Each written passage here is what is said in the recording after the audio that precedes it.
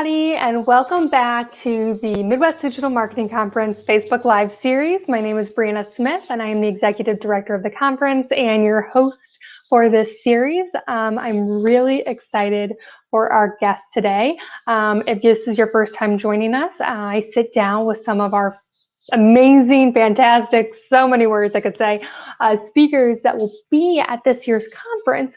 And we talk about some of the hot topics in marketing, what to expect from their sessions, and about the conference. So today, like I said, I have a very exciting guest, and he needs no introduction, but I will let you know a little bit more about him. So John Hinderliter, and let me know if I'm pronouncing that wrong. We come in, John. John is the Director of Marketing and Communications for University College here in St. Louis at Washington University.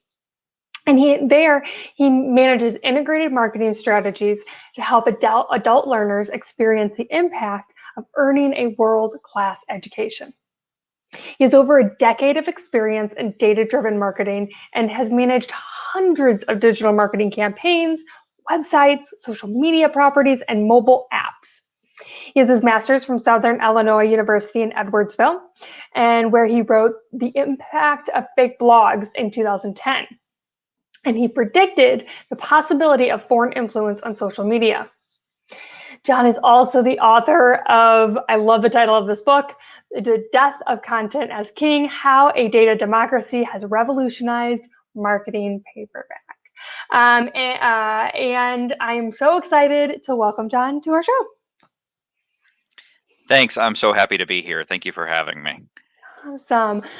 So John, you're here in St. Louis like me, enjoying a lovely day now. Last week, we were talking about, a couple feet of snow. Today, it's beautiful out. It's, February, winter in the Midwest. You just don't know what you're going to get at any given day. It could be anything. I mean, yeah. It's, last week you couldn't have paid me to go outside. And today I'm like, let's go take the dogs for a walk. So, John, can you tell our viewers a little bit more about what you do and your career? So for the last about 4 years, I've been the Director of Marketing Communications at University College here at Washington University in St. Louis, as you mentioned. Mm-hmm. So my responsibility, University College is the continuing education division at WashU. So our primary focus is on offering, bachelor's programs, master's programs, courses to the adult population in St. Louis. And so I'm responsible for all of the integrated marketing campaigns that we have done, over the past several years. And so that, can be anything from, obviously the most important things are websites nowadays, but also, billboards, traditional media, as well as the digital media. And when it comes to kind of digital marketing, we've just about done everything under the sun, and from search engine marketing to social media marketing, programmatic, retargeting, all the different, types of video marketing that kind of goes underneath, those umbrellas. So we've done a lot, in over the last several years. And right now the University College is kind of going through a transition here at Washington University, and we're kind of, reforming and kind of almost redoing and reimagining ourselves in a lot of ways. So we'll have some really new exciting parts coming out for us, later parts of this year as well.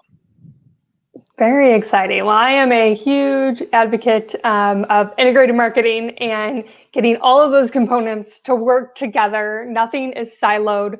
They all influence each other. So I absolutely love that.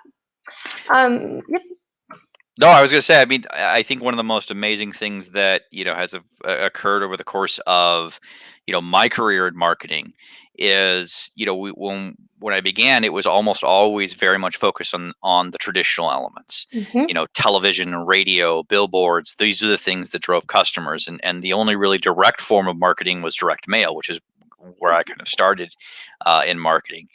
And over time, as digital marketing kind of, matured, the digital marketer had to fight for every dollar.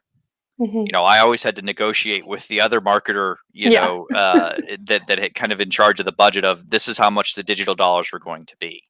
And now we've seen such a progression that now more dollars are spent on digital marketing than any other form of media. Yeah, I mean, we now see you get your ROI, you can track things, the analytics, it's more real time, the targeting is fantastic and creepy.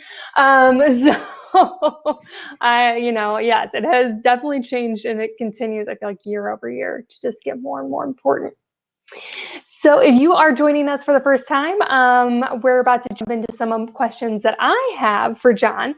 But if you have any questions for him, make sure to throw them in the comments below. Or if you're watching this after, still throw your questions in. We'll be making sure to monitor and answer any questions.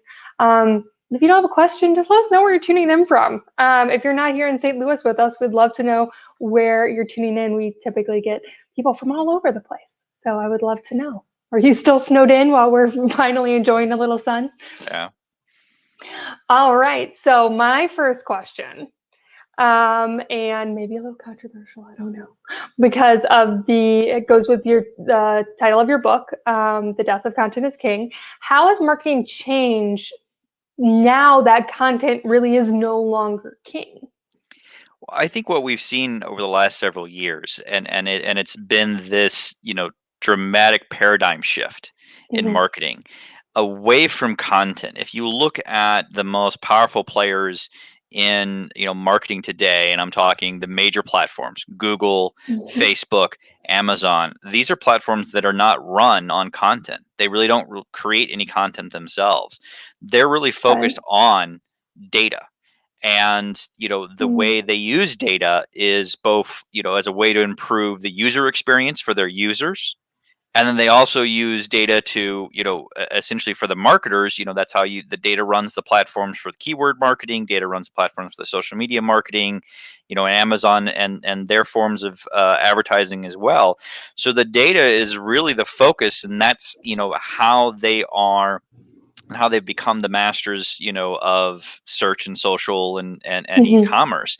And so we really are seeing a world that's not so much run on, who has the most content or the best quality Okay. content. We're really seeing a marketing world more driven on data, more now than ever before. So not that content is no longer relevant, it's still relevant, but how we think about it and how we implement it has changed. Very much so. I mean, I view it as there's a balance. There's a balance to Mm-hmm. be achieved between a lot of different things. And the where I focus in the book is trying to really make the argument that you can't have balance if you just put one on top as the king. Mm-hmm. You can't really have balance if you say this is the king, the same way that you can have balance if you make something else the king. And, how you use content should be informed by data. And I talk about all the different ways that data can tell you things that content can't, like who's visiting, when they're visiting, why they're visiting, the who, what, where, when, why. Data can answer all of those. Content can't. And that's really again another shift that has occurred. And when you think about you know all the different types of changes that are out there, data really is now kind of just the structure and the form of marketing. It's really added all of the science to it. They used to talk about Yeah. marketing being an art and a science, and now it really is more of a science than anything else, just because of how the data works. Very interesting. Yeah, I love that. It really does take kind of the creative side of your brain and also the analytical side of your brain to truly be a marketer nowadays. Well, no one can read ones and zeros, or very few people can read Mhm. ones and zeros. Mhm. So the data can't just be, we can't just go with, dear first name, in terms of the content and stuff like that. There has to be personalization there. There has to be content. There still has to Mhm. be, information there. But now it can be more structured with data, more personalized with data. And now it can really fit, the where they are in the consumer journey, Mhm. and what information they might be seeking the farther they go along in the consumer journey. So there's a lot more that content can do with data, but it just can't do it. It's by itself. It's just that Yes. that ship sailed. So marketing is not king, or I'm sorry, content is not king of marketing. And data kind of is, but as you said, they really have to balance each other out. Is it possible that too much to data, or do you feel like it's kind of can go either way? Well, I make the point in the book that data really is not so much a new king. I think Mm-hmm. that is again where marketers just it's simple to say, oh, well, experience is now the new king, or now data is now the new king, or whatever. We see that argument again a lot out there in the industry, or those arguments being made. And really, the way I think about it is, data is really the voice of the consumer, and the Mm-hmm. more data you have, the more it almost acts like a vote of their preference. And Okay. so I kind of look at data not so much being, the new king, but as this voice and vote of the consumer, that the more you have, the more it almost acts like kind of what I kind of call a data democracy, Mm-hmm. where, the more you have, the more it can inform the user experience, the more it can inform your marketing choices, the more it can tell you about how successful a channel or a certain set of creative can be. But the less of it that you have, or the when you start doing something wrong, Mm-hmm. you start getting too creepy, as you were saying earlier about with regards to Yes. privacy, then people pull back. Or if you're Mm-hmm. not using the data to improve the user experience, if someone else is doing it better than you, or listening to the data better, okay, then again the users start going away, and then you have less of it.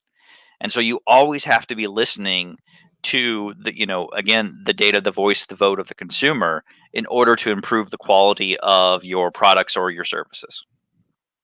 Definitely. I'd love to know if anybody wants to in the comments kind of how you looking at data has changed maybe your marketing strategies in the last year. I know at the company I work with, we did a full analysis of the different personas and stuff that were visiting our website, which really influenced our content. So content, I guess it's king and queen going with data, if we're sticking with that. But it definitely did change it personally for us. It used to be very skewed a different direction Hmm. several years ago, and it's very much adjusted, which made us change our content. So I'd love to know if you guys have found anything interesting or in your data that has come out. So you are speaking at MDMC, which we're so excited about this coming April. And your session is called "The Death of Content is King." Shocker, right? Yeah, what? But what do you hope that marketing communication professionals will take away from your session, or what will they learn during your session? So I view it as beginning the discussion with regards to the status of content and the status of data, and I view these things as discussions, and I've put a lot of research and time into the book, and I'm very pleased to be able to bring parts of the book to the conference, and being able to start having a discussion with people, obviously, that when these virtual environments that we're given, but having these types of discussions, being able to create types of discussions that will enable a much broader kind of look at the role of data today. And I don't think we can really have that if we're just only focusing on, well, just go read the book. I think Mhm. it's more along the lines of, that's what I think conferences and other types of things give us an opportunity to do, is to go out there and have our assumptions challenged, to Mhm. have our ideas challenged, both the speaker and the audience. Yep. So I know there are people watching, or or people that are going to attend the conference that have very, very defined beliefs and with regards to the importance of content.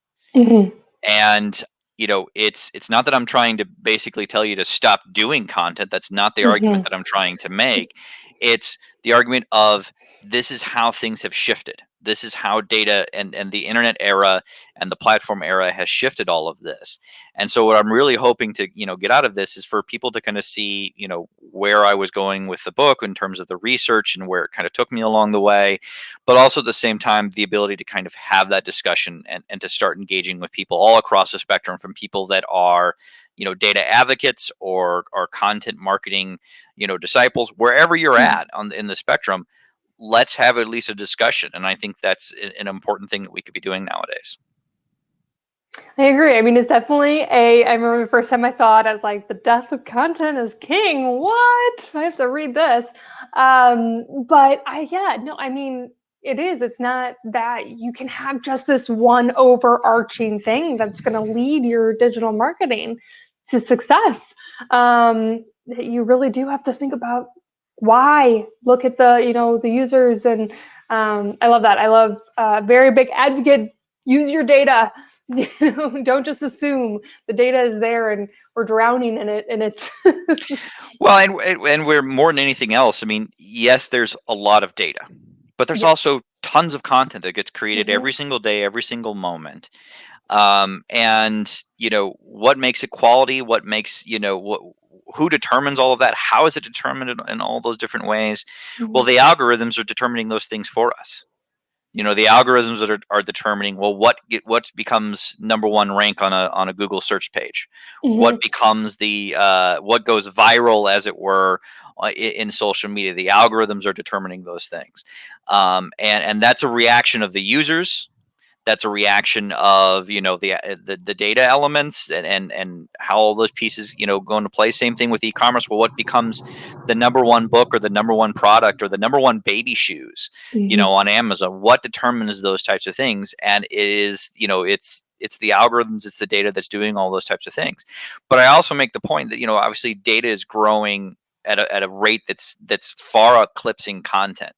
Mm-hmm. And the other part of all of that is, well, if you spend all your day looking at spreadsheets, or looking at survey results, or you spend all your day looking at the Tableau and other ways of Mm-hmm. visualizing data, you're just spend all your day looking at data because there's just so much being created. You're not going to be able to do anything out of it.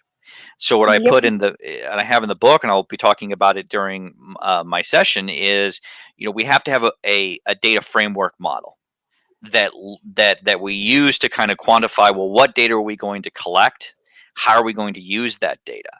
And it's very relevant to this moment in time, because there's just so much that's out there, and we could be focusing in on the wrong things. Mm-hmm. And so I created this data framework model that I have in the book, and then I'll bring to the conference, that really hones in on the data needs to have four unique elements. And those four elements are essential to whether or not that data should be included in what you're using. I love that, because that is a trap I have gotten stuck in myself. You are just analyzing and analyzing that data and planning, and before you know it, you're like, I didn't actually leave any time to execute it. Mm-hmm. So I know that I've gotten stuck in that trap, and I'm sure a lot of you out there have done that as well. So I am personally looking forward to learning that during your session, to keep me from getting stuck there. So, who would you say would benefit the most from your session? We have over 70 on-demand sessions. So there's a lot of content, and people get access for a year, so they can watch it all. But as they're prioritizing which ones they want to watch first, or will be most applicable to them, who would you say this your session is best for? Well, it's kind of a cheat to say everyone, Yeah. in the marketing communications realm. But I look at this as something that when I approached the material in the book, and when I was writing the book, and I was approaching all the research, there were times where I could have taken the book in the direction of a how to bullet point, bullet Mhm. point, bullet point, do these things. But then the book only has a lifespan for as long as the algorithms or these particular things are in play. I could have written the book in such a way that it would be more academic. Mhm. That's always a possibility, but then it's way too high level, and then it's way too kind of abstract in a lot of it, in the ways it could Mhm. have been done. I really designed the book to be something that was extremely approachable, and that's been bearing out in a lot of the reviews and things that I've been seeing over time. And that's how I'm approaching this session, is I want it to be approachable from people at all levels of the marketing communication hierarchy, whether you're starting, Mhm. you're a junior person who knows that this is happening, that these things are changing, but you need the tools and the ways to position things to be able to bring it to your leadership, so that your leadership understands how stuff is changing. Or you're essentially in that kind of middle management kind of area space where you're kind of looking at what you've been doing over the last 10 years, and it's either effective or it's not effective. You're starting to see a lot of things that are not working as well as they used to. You used to do Yeah. this one thing or this one, there are no silver bullets in marketing. Very true. We find new unicorns or new things all the time, Yeah. new stuff out there, and we all flock to it, and we all flood it, and we all ruin it for everybody else. Yep. But there's that group of middle management where it's just kind of like one of those things of, you're seeing things that are not effective, you're seeing things that are effective, but you might not know why. I view this as, again, a session, and information that would be useful for that person to be able to determine, well, why is something successful? Why are these things succeeding? Why are these things not succeeding? How can I measure it? Mm-hmm. And then, of course, I think, again, at the highest levels, at the C-suite levels, and those types of things, I think there's always that point that as a leader, you need to be challenging the assumptions, of this is the way we've always done it. Yeah.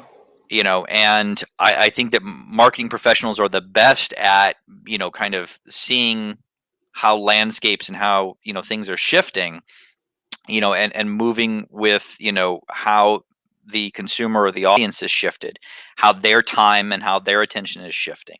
Mm-hmm. And so, the top leaderships in marketing are kind of seeing all these types of changes. Well, how do I navigate that space? And I think there's takeaways at all levels for everyone. Awesome. So probably if you're attending the conference, this is going to be a session that you want to attend, or make sure that you add it to your schedule, because I mean, it's beyond relevant right now. So you're gonna be like, Very much check so. one of your first boxes. So my last question I have is, who are you excited to see this year at the conference? Like I said, we have 14 live sessions. Some of those are panels, and then we have the 70 on-demand sessions that everybody gets access to for a year, so that you can actually watch all of them, versus when you're in person and you get to attend about maybe 10 of them. You don't get the other ones. Yeah, no, I understand. I mean, I always loved Yeah. going to, the in-person sessions and the stuff. First, when it was at UMSL, and then when it moved to Union Mhm. Station, was very much, enjoying a lot of the presentations. And it was one of those things where you had to look through the schedule and try to figure out, well, what Yep. can I attend? Now Yep. you can attend everything. When I look at the schedule, I think there's two that really stand out for me. So I'm going to pick two. I'm not going to pick one and pick two. That's fine. That's fine. The first one, really, I'm a TikTok skeptic. I really am. I struggle with the shiny new bright objects that appear in social media all the time. Yeah. And so I am very interested to hear the TikTok speaker, Yeah. and kind of get, it directly from the source of, Mhm. why should we care about this platform? Mhm. Where is this platform moving Yeah. as it relates to marketers? I think there's a huge Mhm. difference between what marketing can get out of something and what users can get out of something. Yes. Yeah. And so I think that's one of the sessions, because I'm a skeptic and I like to go to things that challenge my beliefs in that Mhm. way, and I think that helps me grow. The other one is the panel or the keynote. I think is the social media dilemma. Yes. That person is that as well. That's another documentary that, again, even though I'm a marketer arguing for the importance of Mhm. data, I was one of the people that, as you mentioned in my bio, I wrote, my master's thesis on, fake blogs, and Mhm. that's so long ago, but, these blogs that had been exposed as being fake. Mhm. And, and part of that was, well, some of them got exposed and shamed. The brands behind them got exposed and shamed, and then other ones, it was just like, okay, fine, this is fake, Yeah. we accept it. And then we see this the fake content, and then and what's happened as a result of all that just blossom. And then there's the other side of, part of this social dilemma is just what the algorithms are doing. how the algorithms are working, what is the data that it have. I spent an entire chapter on the book focusing in on privacy. Okay. And essentially kind of what are some of the things that, like, that don't be creepy rule. That's not a line in the sand. No. That you or I can draw. What might be creepy to you might not be creepy to me. And I relate a story in the book of a marketing experience that I had where I immediately was impressed with how they were able to track me and deliver a relevant message to me. But when I tell that story to other marketers, even other marketers, I would say about 50% of them end up being creeped out by it. Yeah. And I'm like, no, you don't understand. Like, they use this technology. They did a good job. They figured out who I was without me telling them who I was. And they, provided me somewhat of a relevant email. And they're just kind of like, no, I just don't want to be tracked that way. And I'm like, but you're a marketer. You should want to have tools and resources to be able. And they're like, and they kind of they kind of grimace and all that kind of stuff, whatever. So that don't be creepy thing is such a line in the sand. And I think what we're seeing and content like the social, the dilemma documentary, is out there informing people that this stuff is out there. These types of things are occurring. That as much as I would say data has improved the user experience of the internet in drastically beneficial ways, there's also, for all the good that is achieved, there's also the other balance side, all the negative that's going alongside of it. So again, something I like things that challenge my belief, and I'm a strong believer in the importance of data. But here is a very strong argument for, well, these are the bad things that can occur along with it. So I'm looking forward to that one as well. Me too. That was a very interesting documentary, and I end up getting in some always very interesting debates about it, because there's so many, as a marketer, as not a marketer, how you feel about data, things like that. So no, I'm excited too. So if you have seen it, love to know, throw it in the comments what you thought about the documentary as well. Kind of a controversial thing to throw in the comments, everybody, but I find it just fascinating, and we're excited to have them. All right. Well, that is all the questions I have today. I don't see lots of you watching continuous. I'm so excited. No questions, but I'm sure you guys are just like, how am I going to be adjusting my strategy? So if you have questions later, throw them in the comments. If you haven't gotten your ticket yet at MDMC, you can attend the 14 live sessions for free. So just go to the website to register, or if you do one of the basic or ultimate tickets, you also get all the on-demand sessions, including John's, as well as some of our, either one or two of our workshops, depending on your ticket. Those are 3-hour intensive workshops. So much content. You're going to be just going crazy with marketing in April. So make sure to head over to bestmarketingconference.com. And then I will be, and on the website, you can see all the speakers, all our schedule, sessions, explore everything, learn more about the TikTok speaker that John mentioned, and the speaker from The Social Dilemma, Lynn Fox. So make sure to check that out. And then join me next week. I will be, thank you very much. Awesome. That's actually a student from one of the UMSL marketing classes. Awesome. Thanks, Richard. And then I will be speaking to another one of our breakout session speakers next week, every Tuesday. So make sure to join me. And thank you so much, John. It was such an interesting discussion. I love it. I'm going to go nerd out on a bunch of data, but try to not get stuck in the black hole.